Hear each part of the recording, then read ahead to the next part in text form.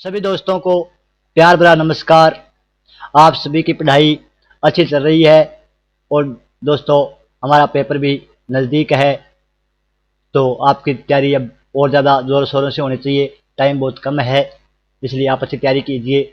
दोस्तों, हमने कल छोड़कर परसों पढ़ा था गवर्नर जनरल और बंगाल के गवर्नर। दोस्तों, फिर हमने बीच में वाइसराय रख दिया था कि एक साथ पढ़ना ठीक नहीं होता, इसलिए दोस्तों आज हमारा जो है वो है वाइसराय।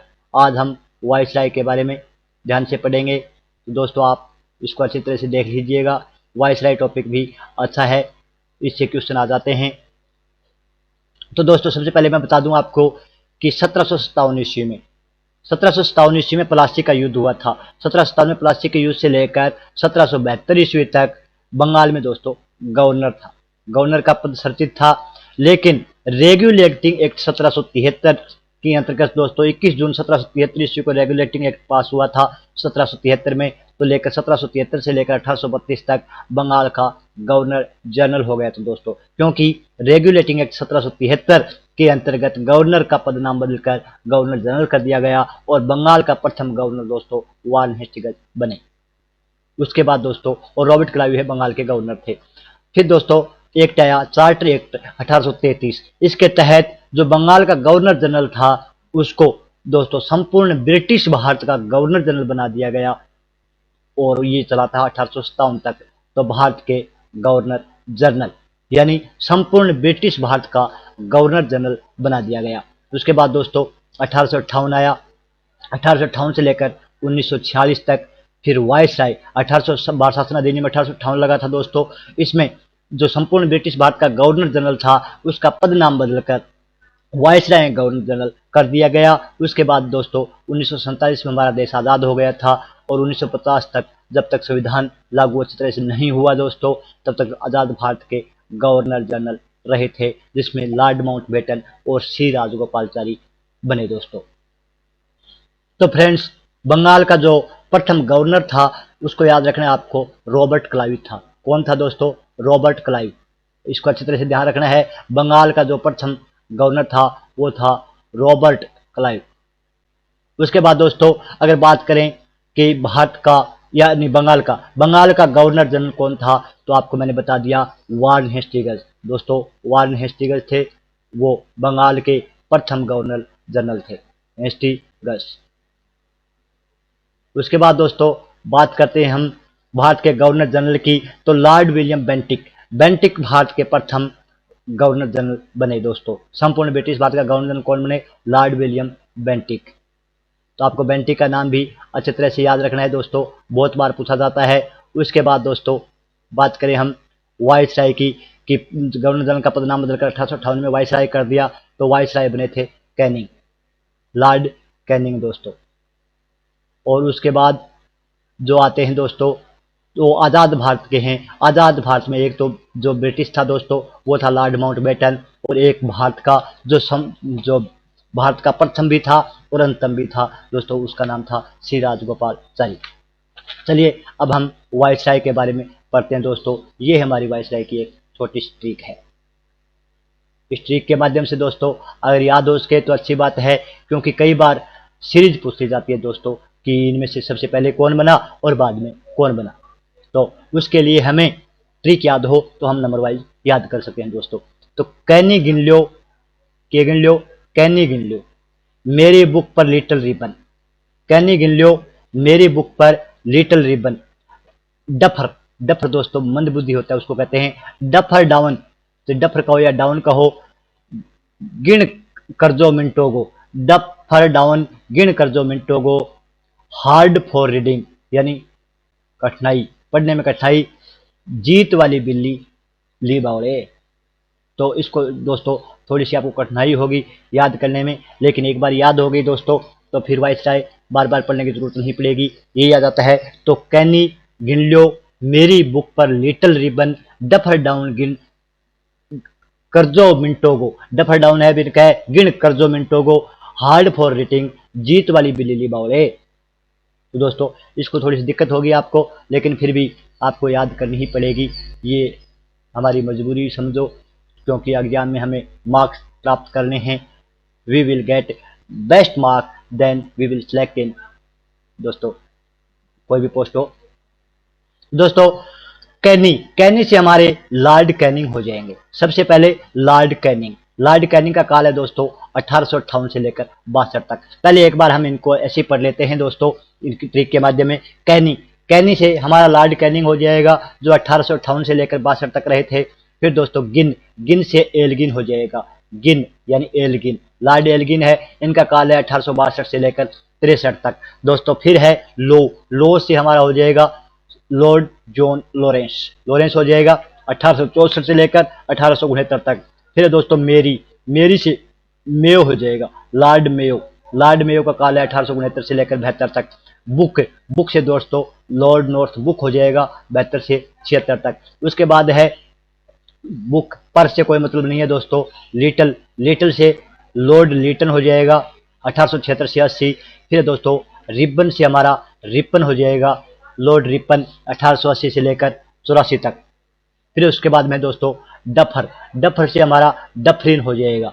फिर दोस्तों डाउन, तो डाउन से आपको बताना है दोस्तों क्या होगा, अगर ध्यान हो तो मैं बता दूं आपको। लेंस डाउन होगा, डाउन से लेंस डाउन, ध्यान रखना, डाउन से लेंस डाउन। गिन से दोस्तों एलगिन हो जाएगा, क्योंकि हमने गिन यहाँ भी पढ़ा है, गिन 2 बार बने थे, एलगिन दोस्तों, गिन से एलगिन हो जाएगा। कर्जों से लॉर्ड कर्जन हो जाएगा दोस्तों, बहुत बार पढ़ा है हमने। मिंटो से दोस्तों मिंटो हो जाएगा, लॉर्ड मिंटो हो जाएगा, ये भी पहले गवर्नर जनरल में आ चुके हैं। और दोस्तों उसके बाद में हार्ड से हार्डिंग हो जाएगा, हार्डिंग। उसके बाद में दोस्तों फोर से चेम्सफोर्ड हो जाएगा, चेम्सफोर्ड ने हमने बहुत बार पढ़ा है दोस्तों, 1919 का जो है उसमें चेम्सफोर्ड नाम आता है दोस्तों। फिर उसके बाद है रीडिंग, तो लॉर्ड रीडिंग हो जाएगा। और जीत यानी विन दोस्तों, विन से हमारा इरविन हो जाएगा, 1931 की बात है, इरविन की 1931 में जो इरविन बने थे दोस्तों। जीत यानी विन इरविन। वाली से दोस्तों वाली कहो या बिल्ली कहो एक ही बात है, तो ये दोस्तों बिल्ली गटन हो जाएगा, विली गटन। वाली कहो विली गटन हो जाएगा। और ली से दोस्तों लीन लीथ हो जाएगा। और बावले से हमारा बेवेल हो जाएगा, बावले से क्या हो जाएगा, बेवेल हो जाएगा। उसके बाद दोस्तों लॉर्ड माउंट बेटन हो जाएगा। और श्री राजगोपाल चारी हो जाएगा। तो ये है हमारे वाइसराय दोस्तों। इस ट्रिक को आप अच्छी तरह से याद कीजिए, ताकि एग्जाम में अगर वैसे क्रम पूछे तो दोस्तों हम अच्छी तरह से बता सकते हैं। तो कैनी गिन लो क्या है दोस्तों, थोड़े हिसाब से कर लेना। कैनी गिन लो, क्या गिन लो, कैनी गिन लो। मेरी बुक पर लिटिल रिबन, मेरी बुक पर, मेरी एक किताब है दोस्तों, उस पर लिटिल रिबन चला दिया मैंने। डफर डाउन गिन कर जो मिनटोगो, डफर डाउन गिन कर जो मिनटोगो। उसके बाद दोस्तों हार्ड फॉर रीडिंग। और उसके बाद दोस्तों जीत वाली बिल्ली ली बावले, जीत वाली बिल्ली ली बावले। ऐसे थोड़ा थोड़ा कट के याद करेंगे दोस्तों। कैनी गिन लो, मेरी बुक पर लिटिल रिबन, डफर डाउन गिन कर दो मिनटोगो, हार्ड फॉर रीडिंग, जीत वाली बिल्ली ली बावले।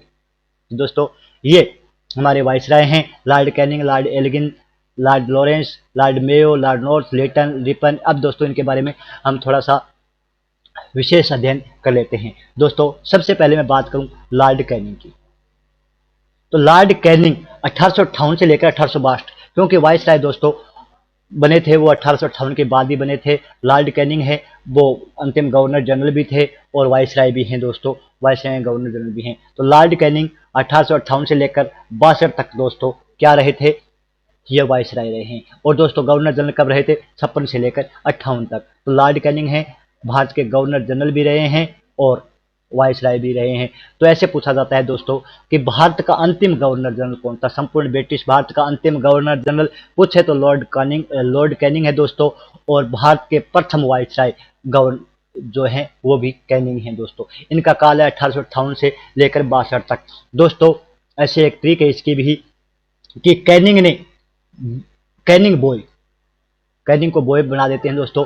कैनिंग बॉय ने विधवा से विवाह किया, MKM उच्च न्यायालय में IPC की स्थापना की और हड़प नीति को समाप्त किया। कैनिंग बॉय ने विधवा से विवाह किया, 3 बातें याद रखनी है।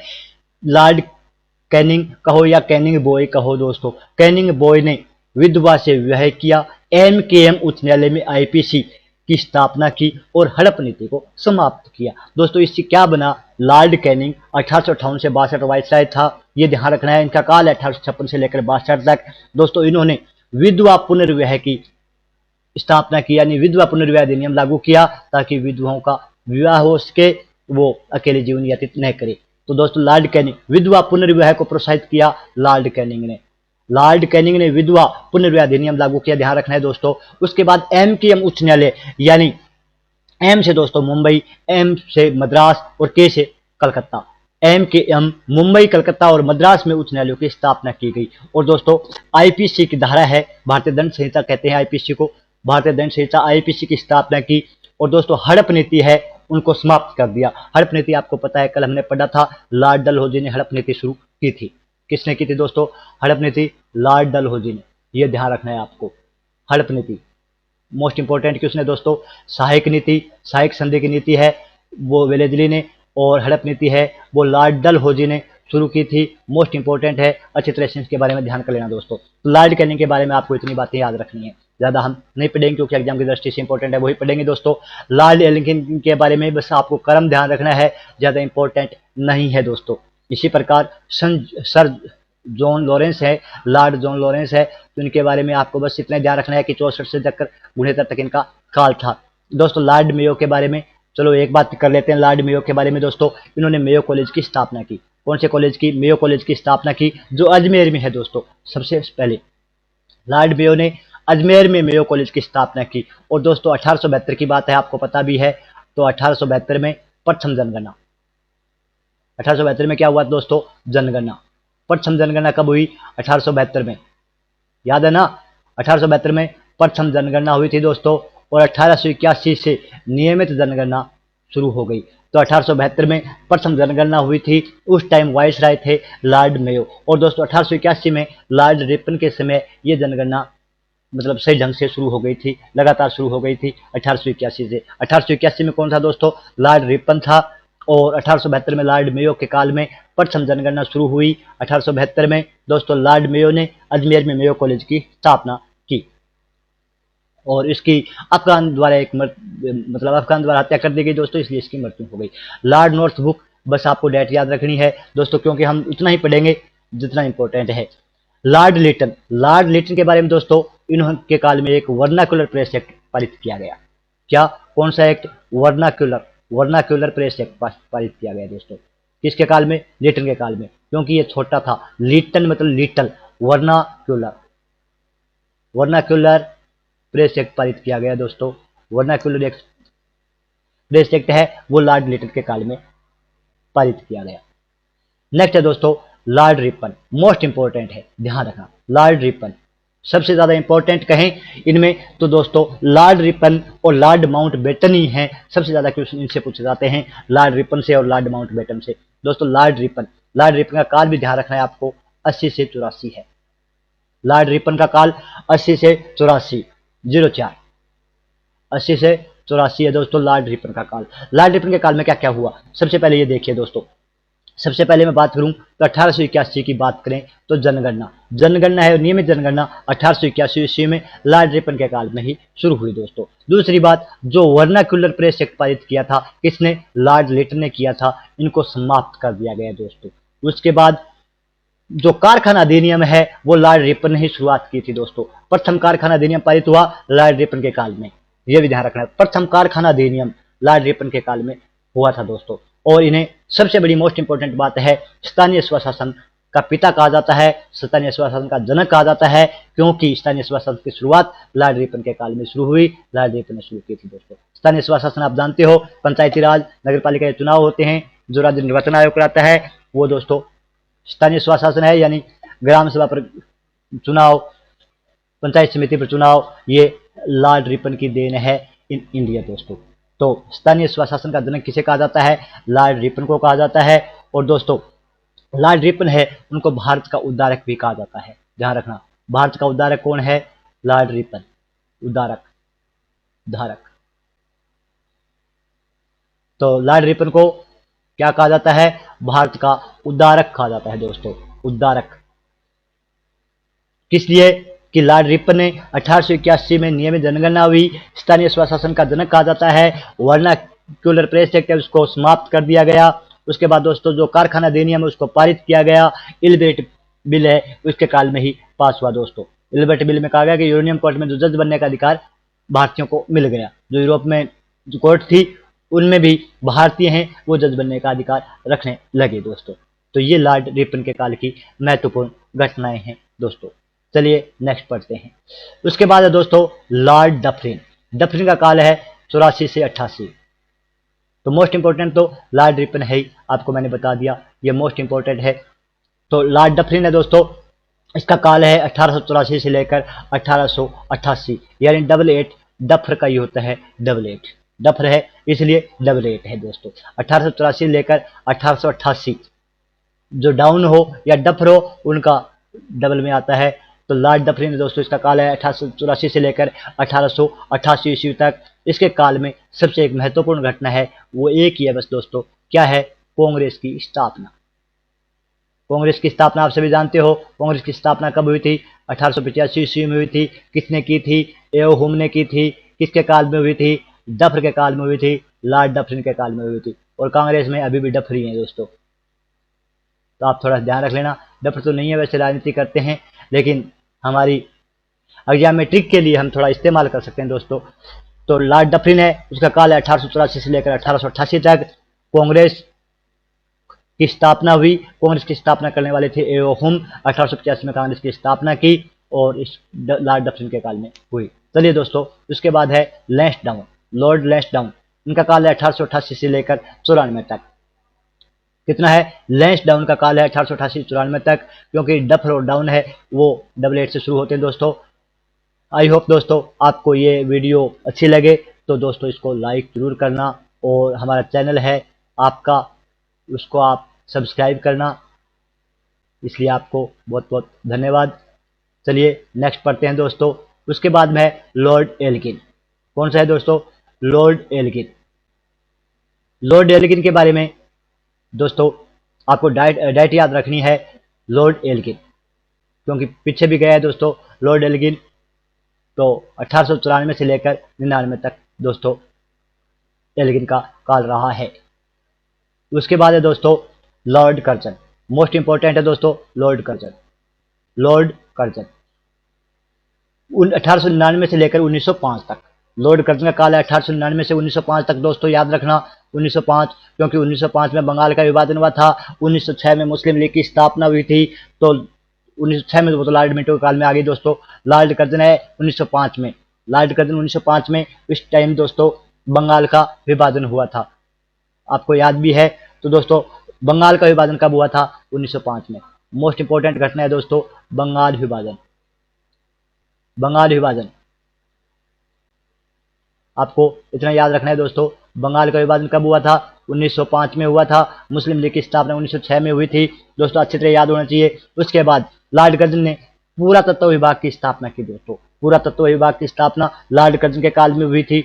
और इसके अलावा दोस्तों सिंचाई, जो पुलिस हैं, विश्वविद्यालय हैं, ये काम लॉर्ड कर्जन के काल में भी हुए थे दोस्तों। उसके बाद है लॉर्ड मिंटो दोस्तों। लॉर्ड मिंटो का काल है 1905 से लेकर 10 तक।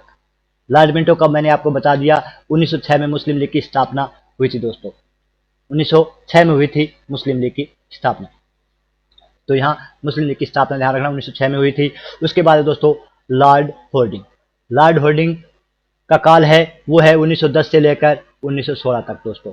1906 से 16 तक, 1910 से लेकर 16 तक लॉर्ड होर्डिंग का काल है।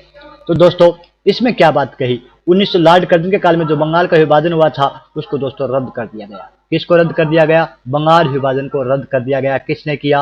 होर्डिंग ने, क्योंकि यह काम बहुत ही हार्ड था दोस्तों।